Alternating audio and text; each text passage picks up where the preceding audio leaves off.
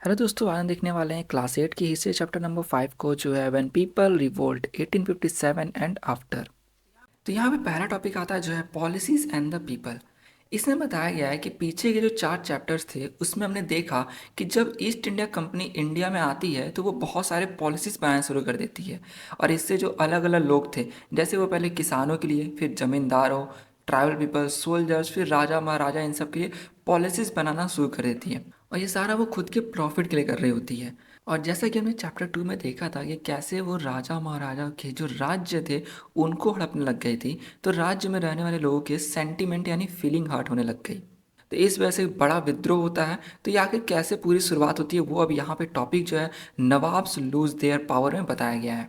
तो देखो, ब्रिटिशर्स ने, जो हमने पिछले चैप्टर में देखा कि नए नए पॉलिसीज लेकर के आए थे, तो उन पॉलिसीज की वजह से 18 सेंचुरी के मिड के आते आते नवाब और राजाओं की पावर धीरे धीरे अब ख़त्म हो रही थी, कम होते जा रही थी। और ऐसा इसलिए क्योंकि अब ऐसा हो गया था कि जो भी राजाओं के कोर्ट हुआ करते थे, दरबार हुआ करते थे, उसमें अब ब्रिटिशर्स अपना एक रेसिडेंट, मतलब अपना एक आदमी बैठा कर रखते थे। दूसरा हुआ कि बोला गया कि राजाओं को कि आप खुद का आर्मी मत रखिए, हम आपको आर्मी प्रोवाइड करेंगे। और इसके लिए वो राजाओं से पैसे लिया करते थे। लेकिन अगर कभी कोई राजा पैसे देने में देर करता है या नहीं दे पाता है, तो उसके राज्य के बड़े ज़मीन पर यानी बड़े हिस्से पर वो अपना कंट्रोल कर लेते थे। एक तो उन्होंने ऐसा नियम लाया था कि अगर किसी राजा रानी का बेटा नहीं हुआ तो वो पूरा राज्य ब्रिटिशर्स के कंट्रोल में आ जाएगा। और इसी चीज़ को लेते हुए हमें यहाँ एग्जाम्पल दिया गया है कि जो राजा रानी थे वो लोग नेगोशिएट करते थे। जैसे कि झांसी की रानी लक्ष्मीबाई थी, वो कंपनी से कहती है कि उनके एडॉप्टेड सन, यानी जिन्हें उन्होंने गोद लिया था, उस सन को वो लोग राज्य का राजा मान लें। वहीं दूसरी तरफ नाना साहब, जो कि एडॉप्टेड सन थे पेशवा बाजीराव दो के, वो प्ली करते हैं यानी रिक्वेस्ट करते हैं कंपनी को कि उनके फादर के डेथ के बाद उनके फादर का पेंशन उन्हें मिले। लेकिन कंपनी इनका और रानी लक्ष्मीबाई दोनों का ही जो रिक्वेस्ट था उसको डिनाई कर देती है। आगे बताया हुआ है कि अवध उन लास्ट टेरिटरीज में से था जो एनेक्स्ड हुआ, यानी जिस पर ब्रिटिश ने कब्जा किया था। फिर हमने देखा कि 1801 में ब्रिटिश ने अवध के नवाब को फोर्स किया कि वो सब्सिडी अलायंस ले ले। और सब्सिडी अलायंस में ऐसा था कि ब्रिटिश अपना आर्मी देगी अवध के नवाब को, और वो उसके बदले में कुछ पैसे लेगी उनसे।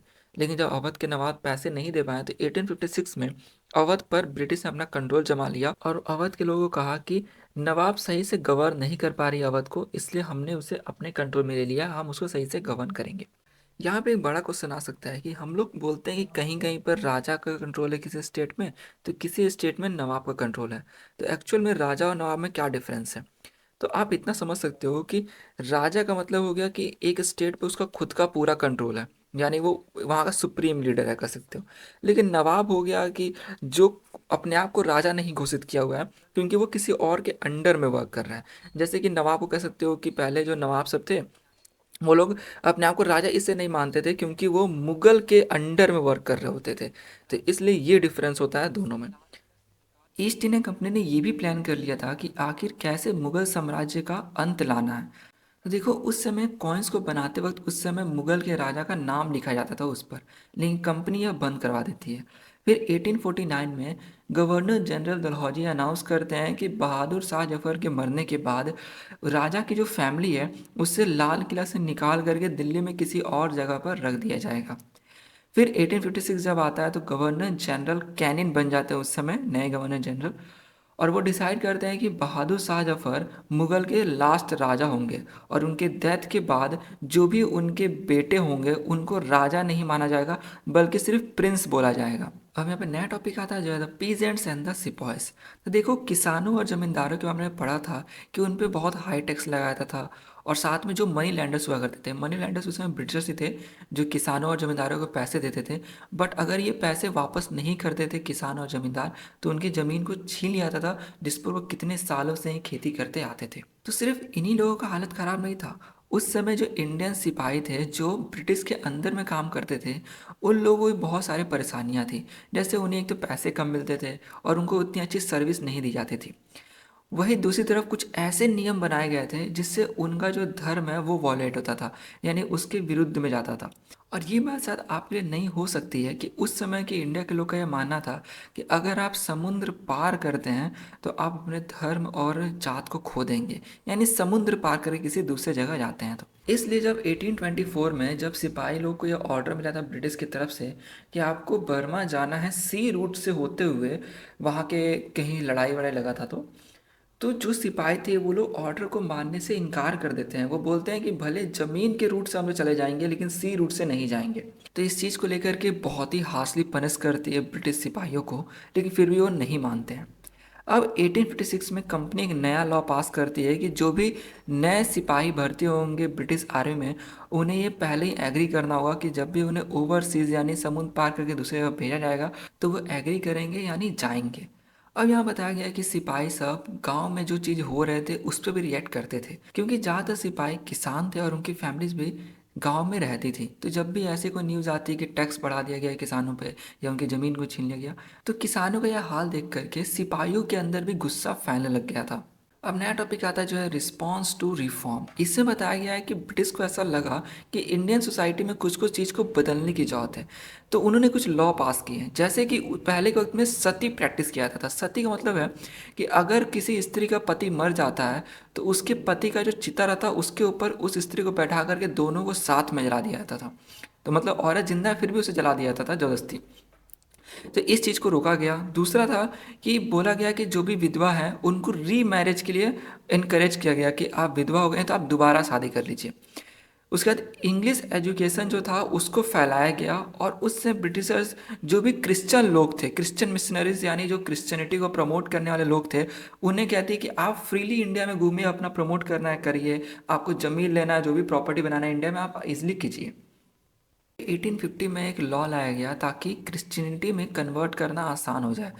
इसमें इंडियंस को प्रमोट किया गया कि आप क्रिश्चियन धर्म को अपनाइए। तो इस वजह से बहुत सारे इंडियंस से शोषण ले जाते हैं कि ब्रिटिश लोग हमारे धर्म को, हमारे समाज को, जात को, इसको नष्ट कर रही है, हमारा जो ट्रेडिशनल वे था जीने का इसको बर्बाद कर रही है। तो देखो दो चीज़ तो अच्छी थी जो हमने देखा कि सती को बैन करना और एनकरेज करना रीमैरिज को, लेकिन सिर्फ ऐसा नहीं कि ब्रिटिश ही ऐसा चाहते थे। हम लोग चैप्टर 6 में पढ़ेंगे कुछ इंडियंस भी थे जो चाहते थे कि हाँ, जो इंडियंस के प्रैक्टिसेस है सोशल प्रैक्टिस उसमें कुछ चेंजेस आए, तो उसको हम डिटेल में चैप्टर 6 में पढ़ेंगे। यहाँ पे नया टॉपिक आता है जो है through the eyes of the people. इसमें बताया गया है कि पुराने वक्त में ब्रिटिश क्या सोचते थे उसके बारे में थोड़ा लिस्ट यहाँ पे दिया गया है। सोर्स 1 में दिया गया है कि द लिस्ट ऑफ 84 रूल्स। यहाँ पे हमें मजहब प्रवास नाम के एक बुक का पार्ट दिया गया है। यह बुक लिखा गया है विष्णु भट्ट गॉडसे के द्वारा, जो एक ब्राह्मण है जो महाराष्ट्र के गांव से बिलोंग करते हैं। एक दिन विष्णु भट्ट अपने अंकल के साथ जा रहे थे यज्ञ यज्ञ या फिर बोलो कि जो हवन होता है उसको अटेंड करने के लिए मथुरा की तरफ। तो जब वो रास्ते में जा रहे होते हैं तो उनको कुछ सिपाही लोग मिलते हैं जो बोलते हैं कि आपको ये यात्रा कंटिन्यू नहीं करना चाहिए, क्योंकि 3 दिन के अंदर यहाँ पे बहुत उथल पुथल मचने वाला है। क्योंकि वो बताते हैं कि इंग्लिश मैन यानी जो ब्रिटिश लोग हैं वो लोग ठान लिए हुए हैं कि वो हिंदू और मुस्लिम धर्म को पूरी तरीके से ख़त्म कर देंगे। इसलिए वो 84 रूल्स बना करके एक बड़ा सा गैदरिंग कराते हैं जिसमें सभी बड़े बड़े राजा महाराजा प्रिंस हो गए, ये सब कलकत्ता में आते हैं और उनको ये जो 84 रूल्स है इसको बोलते हैं कि ये हमारे रूल्स हैं। लेकिन जितने भी राजा महाराजा ये सब थे वो सब इनकार कर देते हैं इन रूल्स को मानने से, और फिर ब्रिटिश को वो लोग चेतावनी देते हैं कि अगर वो सारे नियम लगाते हैं तो वो बहुत ही बुरा परिणाम देख सकते हैं। इसी तरह विद्रोह भी जो है ये चालू हो सकता है। अब जितने बड़े बड़े लोग थे जैसे कि राजा के अंडर में बहुत सारे मंत्री वगैरह होते हैं वो सब प्लान करना शुरू कर दिए थे। उन्होंने फिक्स कर दिया एक डेट कि इस दिन वो लोग अपने धर्म के लिए लड़ाई लड़ेंगे। और बहुत सारे जो लेटर्स होते हैं ना वो कॉन्टेमिनेंट यानी कि जो आर्मी कैंप्स होते हैं ना वहाँ पर भेजने लग गए थे। तो पहले वो मीरठ से भेजते हुए अलग अलग जो भी जगह के ये आर्मी कैंप्स है वहाँ पर ये भेजना स्टार्ट कर देते हैं। नाउ सेकंड सोर्स दिया गया है जिसमें बताया गया है there was soon excitement in every regiment. Regiment मतलब वही जहाँ पर आर्मी सब जो हो गया उनकी एक यूनिट यानी बटालियंस रहती है। यहाँ पे हमें बताया गया है सूबेदार सीताराम पांडे, उनकी मेमोयर मतलब कि उनका जो रिकॉर्ड था वो अपने लाइफ के बारे में जो स्टोरी लिखे थे उसका एक पार्ट दिया गया है, जिसमें कहा जा रहा है कि सीताराम पांडे को रिक्रूट किया गया था 1812 में एक सिपाही यानी सिपाही के रूप में बंगाल नेटिव आर्मी के द्वारा। ये एक्चुअली ब्रिटिश आर्मी है जहाँ पर वो ब्रिटिश आर्मी के अंडर में 48 ईयर तक वर्क किए और 80-60 में जाकर रिटायर हुए। अपने वर्क के दौरान में वो बहुत सारा जो अपराइजिंग होता था, यानी जो लोग विद्रोह करना शुरू करते थे, उसको रोकने में मदद किए थे। एक विद्रोह में तो उनका खुद का बेटा ही रेबेल था, यानी वही विद्रोह कर रहा था ब्रिटिश के खिलाफ में, और वो उसको रोकने में मदद करते हैं। और अपना बेटा जो था, उनका खुद का बेटा, वो उनके आँख के सामने मारा जाता है ब्रिटिश के द्वारा। फिर जब वो रिटायर हो जाते हैं तो उस समय एक कमांडिंग ऑफिसर थे उस समय, नॉरगेट। वो इनको आकर के बोलते हैं कि आप अपने लाइफ के बारे में अपनी स्टोरी लिखिए। तो वो 80-60 में स्टोरी लिखने के लिए बोलते हैं, और 80-61 में यानी एक साल बाद यह अपना स्टोरी लिख देते हैं पूरा अवधी लैंग्वेज में।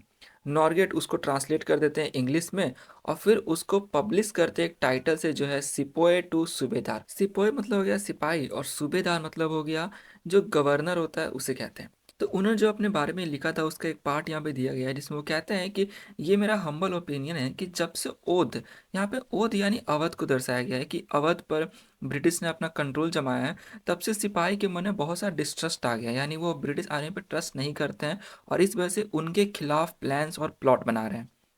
फिर वो बताते हैं कि अवध के नवाब के एजेंट्स और जो दिल्ली के राजा के एजेंट्स हैं, वो लोग अपने अपने एजेंट्स को यहाँ वहाँ आर्मी लोग के पास भेजते हैं, ताकि उनके जो टेम्पर है उसको देखा जा सके कि वो किस मूड में है आर्मी के लोग। फिर बाद में उनके अंदर एक फीलिंग लाई गई आर्मी के अंदर कि देखो कितने ख़राब है ये फॉरेनर्स, यानी ब्रिटिश लोग, जो अपने राजा के लिए भी अच्छा सा बिहेव नहीं करते, मतलब इंडिया के राजा को लेकर के। फिर उन्होंने 10,000 झूठ फैलाए ब्रिटिश के खिलाफ कि वो लोग ये काम कर रहे हैं, वो काम कर रहे हैं, ताकि जो आर्मी है उनको उन्हीं के मालिक, यहाँ मालिक ब्रिटिश को बताते हैं कि अपने ही मालिक के विरुद्ध कर दिया जा सके, और ये बताते हुए कि अब सिर्फ आर्मी में ये पावर है कि वो दिल्ली के एम्परर को उनके गद्दी पे बैठा सकते हैं, और पूरा ये जो काम है ये सिर्फ आर्मी वाले ही कर सकते हैं, अगर वो एक साथ काम करें और जैसा बताया जा रहा है वैसा करें। फिर वो बोलते हैं कि जब सरकार यानी ब्रिटिश ने हर अपने रेजिमेंट को, जो अलग अलग टाउन्स में जो सैनिक का यूनिट होता है, वहाँ पर वो जब बंदूक यानी नया राइफल भेजते हैं कि इसको ट्राई करने के लिए, वहाँ पर होता क्या है कि जो नया राइफल आता है उससे आर्मी ड्रिलिंग करती है, यानी एक्सरसाइज करती है अपना पर डे, पराड वगैरह कह सकते हो। सब कुछ ठीक था, बट बीच में एक रिपोर्ट निकल कर के आता है कि जो कार्ट्रिज है, यानी जो गोली का जो केस होता है, बंदूक का गोली है, उसका बाहर का जो मेटल केस होता है ना, उसके ऊपर आया था रिपोर्ट में कि उस पर ग्रीस किया जाता है, काऊ और जो पिग है उनके फैट का ग्रीस किया जाता है। अब जो भी लोग थे भाई, मुस्लिम या हिंदू, दोनों को इससे खराब लगेगा।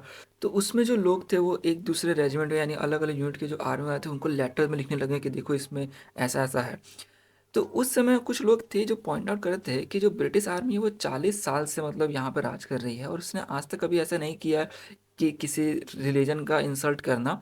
तो एकदम से ऐसा क्यों हुआ? तो इस समय अब जो भी चीज़ें हुई रहती है, जैसे कि जो भी आर्मी के लोग हैं वो सब देखते हैं कि अरे अभी हाल ही फिलहाल में अवध पर भी इन्होंने अपना पूरा कब्जा बनाया है। और जो इंटरेस्टेड पार्टीज थे, यानी जो सोचते हैं कि भाई इस न्यूज़ से, इस रिपोर्ट से उन्हें फ़ायदा हो सकता है, तो वो लोग पॉइंट आउट करते हैं कि ब्रिटिश जो है वो लोगों को क्रिश्चियन बनाना चाहती है, यानी चाहे कोई मोहम्मद अंश हो, यानी मुस्लिम हो या हिंदू हो, उनके धर्म को नष्ट करके उनको क्रिश्चियन बना रही है, ऐसा करके। तो अब देखो, हमने देख सकते हैं कि जो भी ब्रिटिश पास्ट में की थी, जैसे अवध में कैप्चर, ये क्रिश्चियनिटी को, धर्म को लाना इंडिया में, तो ये सारा चीज़ अब बैकफायर कर रहा था। लेकिन जो ब्रिटिश के कर्नल थे वो सोचते हैं कि अरे ये सब तो होता रहता है, ऐसे छोटे मोटे जो है ना अपराइजिंग तो होते ही हैं। तो वो बोलते हैं कि कुछ नहीं होगा, ये सब मतलब पास हो जाएगा, कुछ लोग जो है सब शांत हो जाएंगे। तो ये जो सीताराम पांडे हैं जो अपनी कहानी बता रहे हैं, ये बोलते हैं कि उनको कर्नल साहब बोलते हैं कि आप चाहिए घर पर, कुछ नहीं होगा। अब सीताराम पांडे की ये सारी बातों को सुन के आपके मन में बहुत सारी चीज़ें होंगी बताने के लिए, डाउट्स वगैरह भी हो सकते हैं, तो आप जरूर कमेंट करें और पता लगने दें सभी को कि आप क्या सोचते हैं।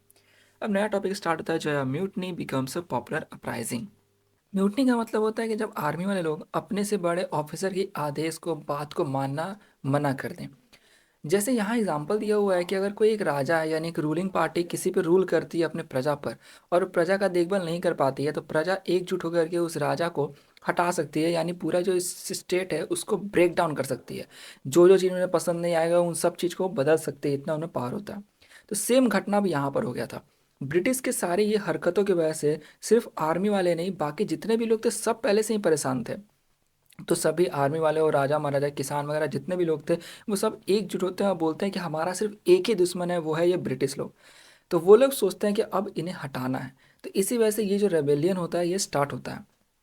जैसे 1857 में इंडिया के नॉर्दर्न पार्ट में ऐसा सिचुएशन आता है जहाँ पर ब्रिटिश अब 100 ईयर्स भी ऊपर से रूल कर रही थी। वहाँ पे ऐसा सिचुएशन हो गया था कि अब उन्हें डर था कि पता नहीं वहाँ पे वो रूल कर पाएंगे नहीं, या फिर वहाँ पे उनका अस्तित्व भी बचेगा कि नहीं बचेगा। और ऐसा सबसे पहले होता है मीरठ में, जहाँ पर जितने भी आर्मी वाले थे वो अपने से बड़े ऑफिसर का बात मानना छोड़ देते हैं। जितने भी समाज में और भी लोग थे वो सब खड़े होते हैं और विद्रोह करना शुरू कर देते हैं। तो उस समय ये जो विद्रोह था अब और धीरे धीरे फैलते जा रहा था, और भी आगे के जो आर्मी वाले दूसरे दूसरे जगह के थे वो भी ऐसा करना शुरू कर देते हैं। तो लोग कहते हैं कि ये उस समय का शायद पूरे इस वर्ल्ड का सबसे बड़ा विद्रोह था कोलोनाइजेशन वाले वक्त में। तो यहाँ पे नया टॉपिक आता है जो है फ्रॉम मीरठ टू दिल्ली। इसमें बताया हुआ है कि आखिर ये सब शुरू कैसे हुआ। तो 8 अप्रैल 1857 में एक यंग सोल्जर थे जिनका नाम था मंगल पांडे। उनको फांसी पे लटका दिया गया था क्योंकि उन्होंने अपने से बड़ा जो उनका ऑफिसर था उस पर हमला किया था, बरकपुर में जगह का नाम है। इसी के कुछ दिन बाद जो सिपाही का रेजिमेंट होता है, मतलब एक यूनिट या एक ग्रुप होते हैं, उनमें से कुछ जो सिपाही थे उन्होंने ये मना कर दिया कि हम लोग ये जो नया कार्ट्रिज है, यानी वो जो बंदूक की गोली है जिसके ऊपर ये शक था कि हो सकता है कि उस पर गाय या सुअर का जो फैट होता है उसको लगाया गया हो, तो वो लोग मना कर देते कि हम लोग नहीं करेंगे। तो वैसे कुछ सिपाही थे लगभग 85, तो उनको निकाल दिया जाता है उनके सर्विस से, यानी डिसमिस कर दिया जाता है और 10 साल के लिए जेल में डाल दिया जाता है क्योंकि वो अपने ऑफिसर की बात नहीं मानते हैं। ऐसा होता है 8 मई 1857 में। अब इस चीज़ को देख करके बाकी जो सोल्जर्स थे वो भी अब कुछ ना कुछ तो रिस्पॉन्स देंगे, तो मेरठ के जो सोल्जर्स थे वो मतलब मानो भड़क जाते हैं। 10 मई को यानी जस्ट अगले ही दिन वो लोग मार्च करते हैं, यानी निकल पड़ते हैं मेरठ के जेल में, और जा करके उन जिन सिपाहियों को बंदी बनाया गया था उन्हें वो निकाल देते हैं, रिलीज़ कर देते हैं। इसके बाद वो जितने ब्रिटिश ऑफिसर्स होते हैं उन पे अटैक करके उनको मार देते हैं। उन्होंने गन्स, एम्यूनेशन यानी जो गोला बारूद होता है उसे कैप्चर कर लिया था, पकड़ लिया था, और जितनी बिल्डिंग्स या प्रॉपर्टीज थी ब्रिटिश की उसको जला दिया था और डिक्लेयर कर दिया था वॉर ऑन फिरंगीज। सोल्जर्स पूरा एकदम निश्चित थे कि वो इस ब्रिटिश रूल को अब ख़त्म कर देंगे इस देश से। लेकिन फिर क्वेश्चन आया कि आखिर इस पे रूल कौन करेगा, मतलब कंट्री पे रूल कौन करेगा। तो सोल्जर्स के पास एक आंसर था कि मुगल एम्परर बहादुर शाह जफर ही फिर रूल करेंगे। फिर 10 मई को वो लोग वहाँ से निकलते हैं दिल्ली की तरफ। पूरी रात वो चलते हैं ताकि वो सुबह वहाँ पर पहुँच जाए। और जैसे ही वो दिल्ली में सुबह पहुँचते हैं तो ये पूरा जगह न्यूज़ फैल जाता है कि सिपाही सब आ गए हैं। तो जो दिल्ली में रेजिमेंट था, ये वहाँ पर जो सिपाही सब थे वो लोग वहाँ पर फिर विद्रोह करना शुरू कर देते हैं।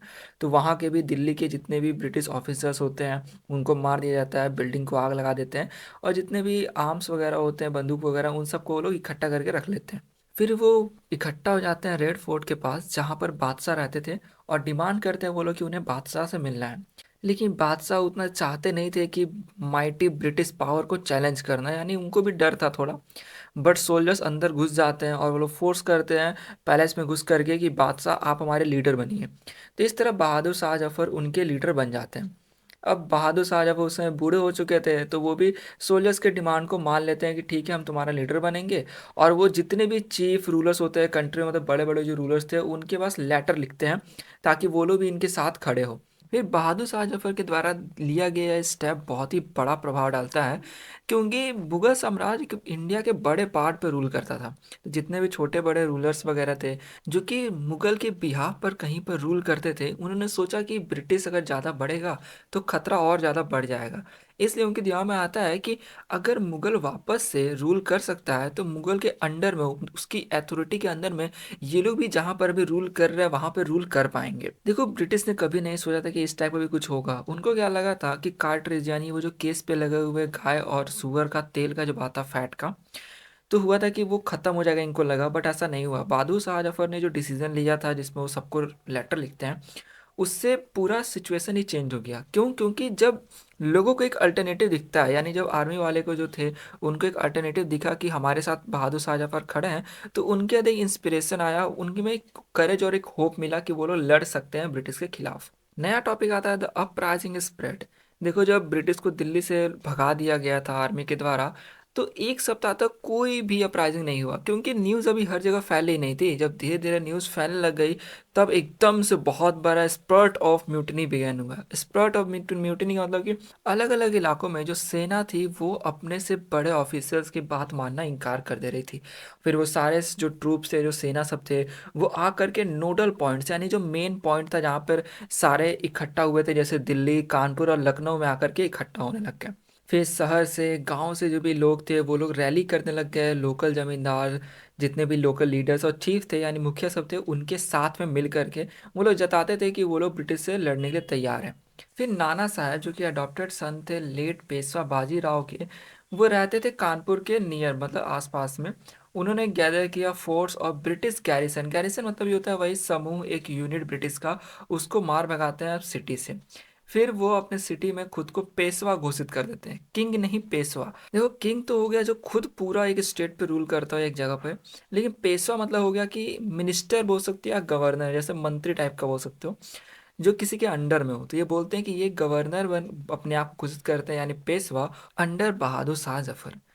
फिर लखनऊ में ब्रिटिश कदर जो कि बेटे थे डिपोज्ड नवाब वजीद अली शाह, डिपोज मतलब जिनको पद से हटा दिया गया था या निकाल दिया गया था, तो वो अपने आप को बोलते हैं कि वो बहादुर शाह जफर के सुजरेनिटी, सुजरेनिटी मतलब बोल सकते हो अपने, बताते हैं कि उनके अंडर में ये भी है, बहादुर शाह जफर के अंडर में, इन सिंपल कहा जाए तो इनकी जो माँ है ब्रिटिश कदर की, जिनका नाम है बेगम हजरत महल, इन्होंने बहुत एक्टिव पार्ट लिया था इस अपराइजिंग के अंदर, यानी ब्रिटिश के खिलाफ लड़ने में। फिर झांसी में रानी लक्ष्मीबाई, जो रेबल आर्मी थी, यानी आर्मी जो ब्रिटिश के विरुद्ध में लड़ रही थी, उन्हीं के साथ मिल करके लड़ती हैं। और उनके साथी में थे तांतिया तोपे भी, जो नाना साहब के जनरल हैं। फिर आगे है मंदला रीजन ऑफ मध्य प्रदेश की रानी अवंतीबाई लोधी, वह एक्चुअल में रामगढ़ की थी। उन्होंने वहां से 4,000, वो जो आर्मी का सेना बोलते हैं ना, वो उन्होंने रेस किया और ब्रिटिश के खिलाफ लड़ने गई, क्योंकि ब्रिटिश ने उनके स्टेट पर कब्जा कर रखा था। अब ब्रिटिश देखती है कि वो रेबल फोर्सेस से आउट नंबर्ड हो गई थी, यानी बहुत सारे रेबल्स जो है उनके ऊपर एक साथ हमला कर रहे थे। तो वो बहुत सारे बैटल्स में ब्रिटिश डिफीट होती है, हार जाती है।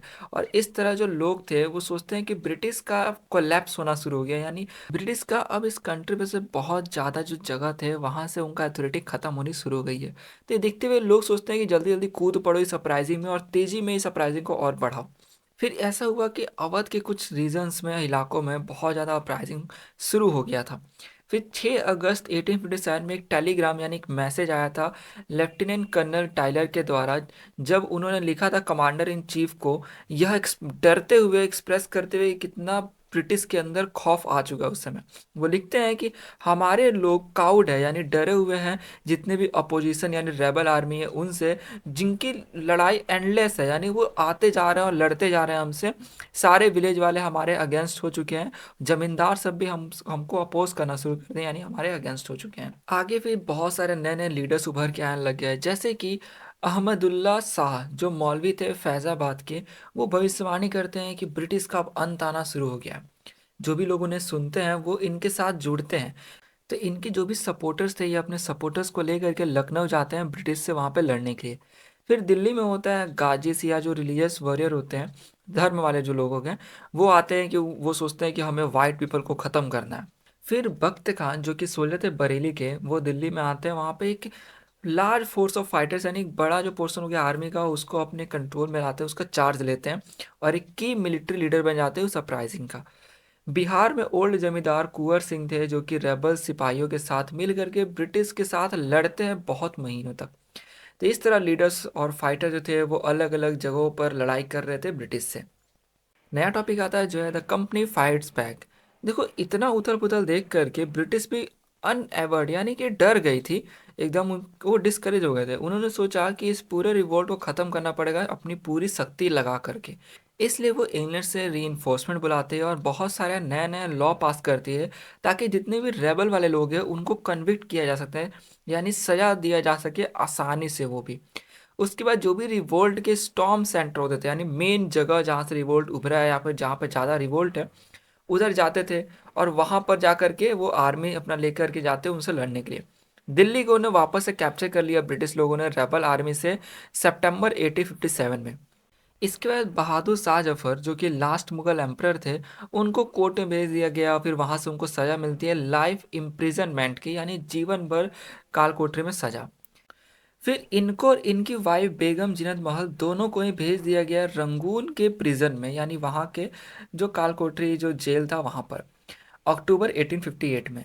बहादुर शाह जफर उसी रंगून के जेल में मर गए थे नवंबर 1862 में। तो देखो दिल्ली को भले ही वापस से कैप्चर कर लिया गया था, इसका तो ये बात नहीं थी कि जो लोग का गुस्सा था, जो आर्मी का अपराइजिंग था, वो ख़त्म हो गया था या शांत हो गया था पूरी तरीके से। पीपल अभी भी रेजिस्ट करते थे, यानी अब भी वो हल्का हल्का विद्रोह करते थे ब्रिटिश का।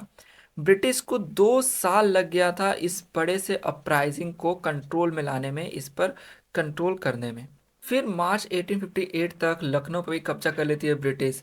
रानी लक्ष्मीबाई हार जाती है जून 1858 में और उनको मार दिया जाता है। सेम हुआ था रानी अवंतीबाई के साथ, जिनका इनिशियल विक्ट्री था खेरी में, यानी उस जगह पर वो कुछ एक हद तक बोल सकते हो कुछ वक्त के लिए वहां पर विक्टीरियस रही। बट बाद में जब ब्रिटिश ने उनको चारों तरफ से घेर लिया तो वो फिर मर जाती हैं। तांतिया तोपे भाग जाते हैं जंगल में सेंट्रल इंडिया के, और वहां से वो फाइट करते हैं गुरिल्ला वार। गुरिल्ला से ऐसे समझ सकते हो कि स्मॉल ग्रुप में फाइटर्स को इकट्ठा करना, जैसे कि अभी ये जंगल में भागे हुए थे तो जो ट्राइबल लोग हो गए या फिर पीजेंट लीडर यानी जो किसानों के लीडर्स हो गए, उनके सपोर्ट से वो हर जगह पे छोटी बड़ी वॉर करते थे।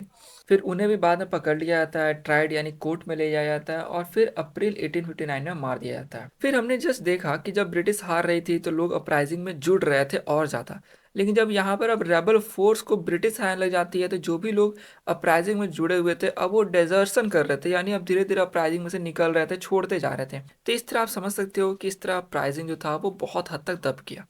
अब ब्रिटिश अपना पूरा बेस्ट ट्राई करती है कि वो लोगों के लॉयल्टी को जीत सके वापस। तो ये कहते हैं कि जितने भी लोयल लैंड होल्डर्स हैं, यानी ऐसे लोग जिनका खुद का ज़मीन है और वो ब्रिटिश के खिलाफ बहुत ही लोयल हैं, उनको ब्रिटिश कहते हैं कि आप अपना इंजॉय करें ट्रेडिशनल राइट अपने ज़मीन पर।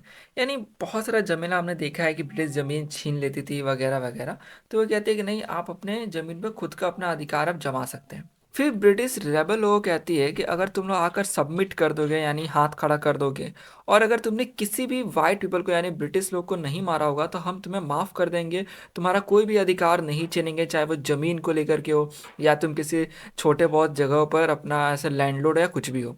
तो इससे इतना समझ सकते हो कि कुछ लोग तो बच गए होंगे, लेकिन विद्रोह इतने बड़े लार्ज स्केल पे हुआ था।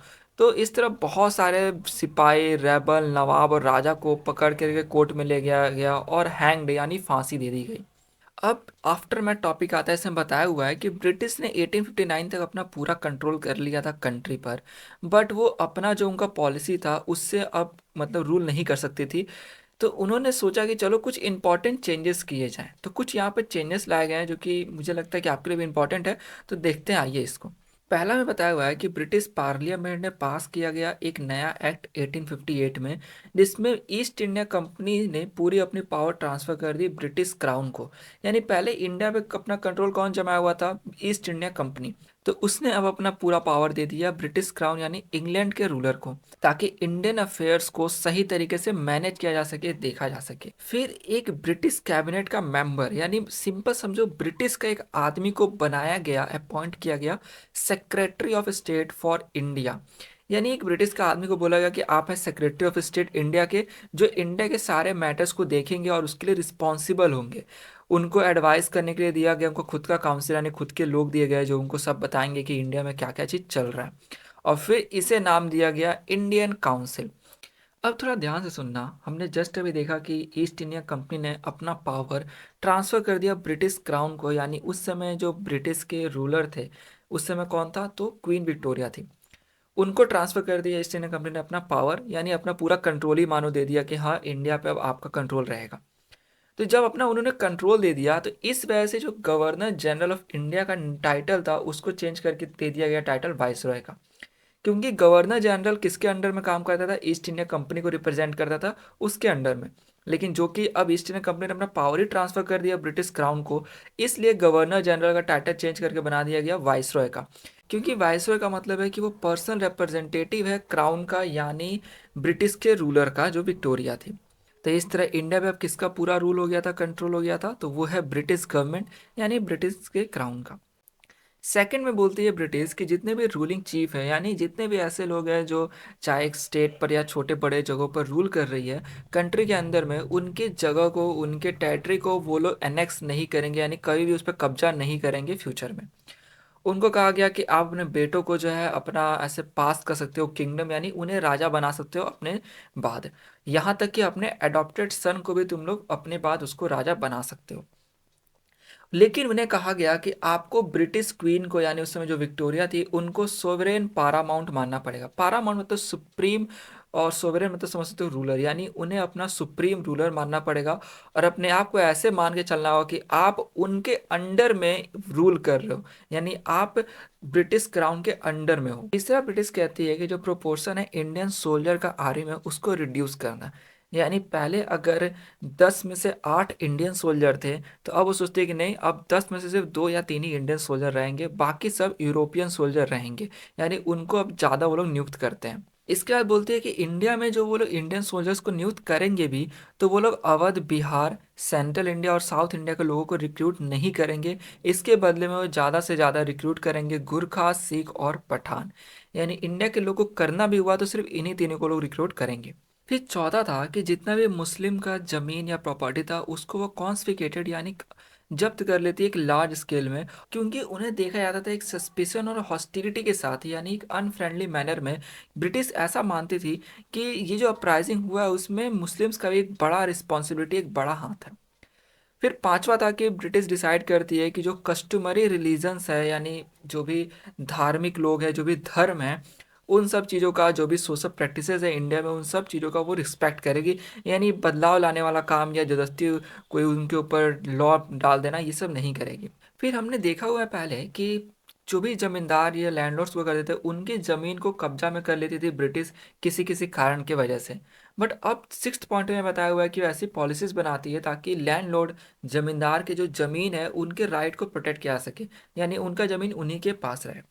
तो ये जो 6 चेंजेस है जो दिया गया है यहाँ पे हमें, तो कहा जा रहा है कि 1857 के बाद जो हिस्ट्री का एक नया फेज मानो स्टार्ट हो गया था, क्योंकि ये सारे चेंजेस किए गए थे। अब देखो चैप्टर तो यहाँ पे ख़त्म होता है, बट हमें एक आगे दिया हुआ है द खुर्दा अपराइजिंग। इस चीज़ को अगर मैं चैप्टर में इसी वीडियो में इंक्लूड करके बताता हूँ, तो हो सकता है ये वीडियो आपको थोड़ा कॉम्प्लेक्स लगे, या फिर आपका जो एक सीक्वेंस है इस चैप्टर को लेकर के वो टूट जाए। तो इस वजह से मैं आपको कहूँगा कि आप कमेंट करके पहले मुझे बताएं कि क्या आपके एग्ज़ाम के लिए ये रेलिवेंट है। यानी हो सकता है कि किसी किसी स्कूल में आपका ये सब भी जो है एग्ज़ाम में आ जाता हो, इसके अंदर से भी क्वेश्चन। तो अगर ये रेलिवेंट होगा तभी मैं इसके ऊपर एक अलग वीडियो बना दूंगा। बट अगर इसको मैं इस वीडियो में समझाता हूँ तो ये चैप्टर फिर आपको कॉम्प्लेक्स लगेगा। इस वजह से ये चैप्टर तो कंप्लीट यहीं पर हो जाता है, तो इसको हम लोग यहीं तक अभी रहने देते हैं। तो आप कमेंट करके जरूर बताएं कि आपको ये वीडियो कैसा लगा। हाँ, लाइक कर दे, दोस्तों से शेयर कर दे ताकि उनकी भी कुछ हेल्प हो जाए। तो मिलते हैं अब नेक्स्ट चैप्टर के वीडियो में।